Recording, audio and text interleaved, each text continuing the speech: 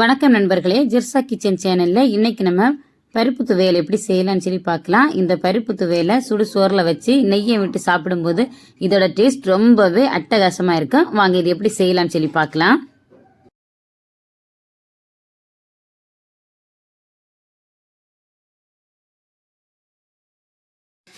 கடாய் சூடானதும் அதில் 1 table spoon நல்லெண்ணெய் சேர்க்குறேன். நல்லெண்ணெய் சூடானதும் அதில் 1/4 கப் அளவு துவரம்பருப்பு சேர்க்குறேன்.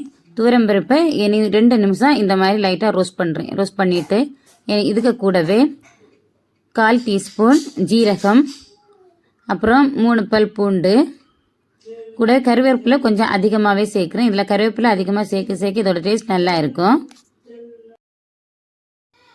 இதில் காரத்துக்கு வேண்டி 4 வரமிளகாய் கிள்ளி சேர்க்குறேன்.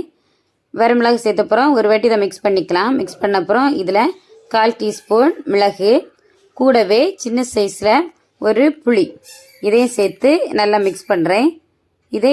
இதெல்லாம் சேர்த்து ஒரு 2 நிமிஷம் லைட்டாக ரோஸ்ட் பண்ணிக்கோங்க. இப்போ பருப்போட கலர் லைட்டாக சேஞ்ச் ஆகும். பருப்போட கலர் லைட்டாக சேஞ்ச் ஆகின அப்புறம் ஃப்ளேம் ஆஃப் பண்ணிடலாம். பாருங்கள், இப்போ நல்லா சேஞ்ச் ஆகிடுச்சு. இனி ஃப்ளேம் ஆஃப் பண்ணிடலாம். ஃப்ளேம் ஆஃப் பண்ணிவிட்டு உடனேயே 1/4 கப் தேங்காய் துருவல் எடுத்து வச்சுருக்கேன், அதை இதில் சேர்க்குறேன். கூடவே 1/4 டீஸ்பூன் காயப்பொடி, அப்புறம் இதுக்கு தேவையான அளவு உப்பு, இதெல்லாம் சேர்த்து இதை நல்லா மிக்ஸ் பண்ணலாம். ஒரு 2 நிமிஷம் இதை நல்லா மிக்ஸ் பண்ணிக்கோங்க. அதே ஹீட்டில் அப்படியே இருக்கட்டும். இனி இது நல்லா ஆறின அப்புறம் மிக்ஸி ஜாருக்கு மாற்றி குறப்பாக இதை அரைச்சி எடுக்கலாம். எப்போவுமே துவையலுக்கு அரைக்கும் போது ரொம்ப ஃபைன் பேஸ்ட்டாக அரைக்கக்கூடாது. கொஞ்சம் குறப்பாக தான் அரைச்சி எடுக்கணும். அதுதான் இதுக்கு ரொம்ப டேஸ்ட் கொடுக்கும். இந்த மாதிரி அரைச்சி எடுத்துக்கோங்க.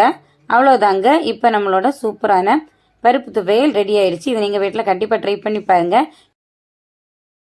இந்த வீடியோ உங்களுக்கு பிடிச்சிருந்தா லைக் பண்ணுங்கள், உங்கள் ஃப்ரெண்ட்ஸ் எல்லாருக்கும் ஷேர் பண்ணுங்கள்.